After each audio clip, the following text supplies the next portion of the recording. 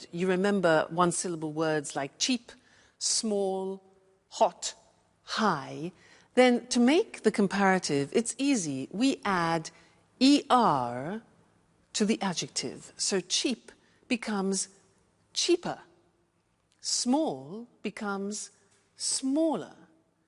Hot becomes hotter. Notice we double the T. High becomes higher. So some examples are the new model is lighter than the old model, or London is safer than New York. Today is hotter than yesterday. All right, so those are adjectives with one syllable. But what happens if you have adjectives with 3 syllables or more? Look at the examples. Interesting is an adjective with 3 syllables. Interesting, no, 4 syllables. So it becomes more interesting. You see what happens? We put more in front of the adjective. So more interesting. Difficult. How many syllables? Difficult, difficult. Okay, so it becomes more difficult. Therefore, the example we have next is the new model is more practical. Or London is more expensive than Madrid, for example. This test is more difficult than the last test. So you see, how we formulate the comparative depends on the adjective that we use. If it's a 1-syllable adjective, we add er, cheap, cheaper. If it's 3 syllables or more, we add more in front of the adjective, like more difficult. Okay? Now, we are going to go back to that. Happy is an example with an adjective with 2 syllables ending in y. Happy becomes happier. Take out the y, put in I-E-R, okay? Then funny, funnier, and easy, as we said before, easier. Heavy again, another example, heavier. Okay, so be careful. Remember that the y becomes an I. Some examples. I'm happier than you. His joke was funnier than mine. English is easier than Russian. All right? So that's important to remember. But that's not all. There are some real exceptions, as always, in the English language, also in the comparative form. And that's what I want to look at with you now. It's very important. The question is, what is the comparative of good? The comparative is completely different. It's better. So you would say, this camera is better than that camera. All right, so good becomes better. What about bad? Again, it's completely different. Bad becomes worse. Today's weather is worse than yesterday's, okay? Bad, worse. And one more example, far, which means distance, far becomes further or even farther. Both possibilities, farther written F-A-R-T-H-E-R, as you can see on the screen. All right, so those are the big exceptions. Good becomes better.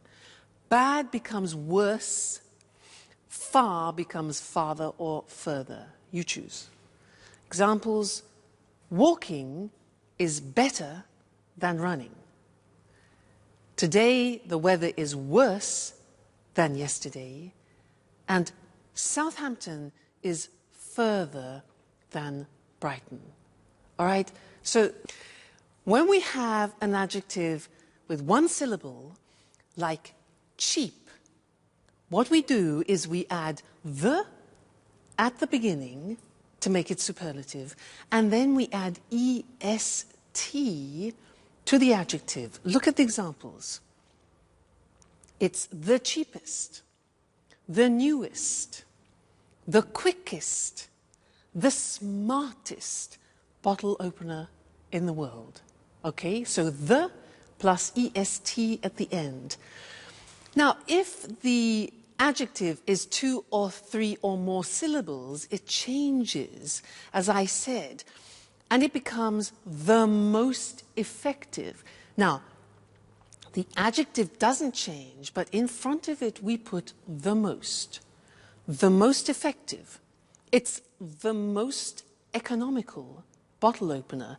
It's the most beautiful, it's the most revolutionary bottle opener. Okay, so again, be careful. Is it a 1-syllable adjective? Is it a 2 or 3 or 4 syllable adjective? Because it changes. Great. Now, let's go back to life. With adjectives ending in Y, we remove the Y, as we've learnt before, and we add iest. So, funny becomes the funniest. Easy becomes the easiest. So the examples are, you're the funniest roommate I have ever had, for example. Or Naples is the noisiest city in Italy. Or it's the happiest day. All right, so those are 2-syllable adjectives ending in Y. Now look at the exceptions. Remember, we have already learned that good, bad, and far are exceptions in the comparative. Well, look at the superlative. Good in the superlative becomes the best. So it's good, better, the best. Bad in the comparative is worse, remember? The superlative is the worst. Notice the T. Bad, worse, the worst. Don't forget to pronounce the T. And then far, the comparative we said was farther or further, and the superlative form is the farthest or the furthest. Okay? So, those are the 3 most important exceptions. You need to learn those by heart. Character is a person in a film. And we say that an actor plays a character. And let's have a look at some of the vocabulary and expressions we use to talk about films. There are independent films and Hollywood blockbusters. First of all, what is an independent film? It's a low-budget production that is not produced or financed by a major Hollywood studio. Major means big and important. A low-budget production is a film made with little money. And what's a Hollywood blockbuster? It's a high-budget production that is produced and financed by a major Hollywood studio. A high-budget production is a film made with lots of money. To produce a film means to make a film, and to finance a film means to find the money to make a film. We say a film is produced by and financed by someone. So, an independent film is usually produced and financed by the director of the film. The director is the person responsible for making a film. He or she directs the actors and decides how to tell the story of the film. Independent films are sometimes called indies, which comes from the word independent. Because Hollywood blockbusters are high-budget productions, they can feature famous stars. Famous stars are famous actors. So, if a film features famous stars, it means that famous actors and actresses are in the film. Pretty Woman features Julia Roberts and Richard Gere. We say Hollywood blockbusters are commercial films. This means they are easy to watch and easy to sell. They're made with the purpose of making money. All right, cinema lovers, That's it for now. Take an e-learning course, but I'm not sure that I have the motivation I need. Notice how we say to take a course. For example, to take an English course means to study English. To take a distance learning course means to study from home. If I take an e-learning course, I can study at home and send my work to my course tutor via internet. The course tutor is the teacher for the course. Most people go to university. To go to university means to study full-time at a university. We can also say someone is at university. For example, I'm at university means I'm studying for a degree at a university. A degree is the qualification you get when you complete a university course. A degree course can take from 3 to 5 years, depending on the subject you study. I wanted to study philosophy at university. We say to study a subject at university. For example, my friend Sasha is studying mathematics at university.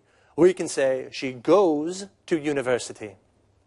She's at university. She's studying mathematics at university. She's taking a mathematics degree at university. We can also say she's studying for a degree in mathematics. Notice we can say either a mathematics degree or a degree in mathematics. With e-learning courses, people study for a degree at a distance. This means they study at home. They don't go to the university to study. But Tom said the dropout rates for these courses are high. The dropout rates is the number of people who don't finish the course. The verb to drop out means to not finish a course. We can say to drop out of school or to drop out of university. Okay, well, study hard and I'll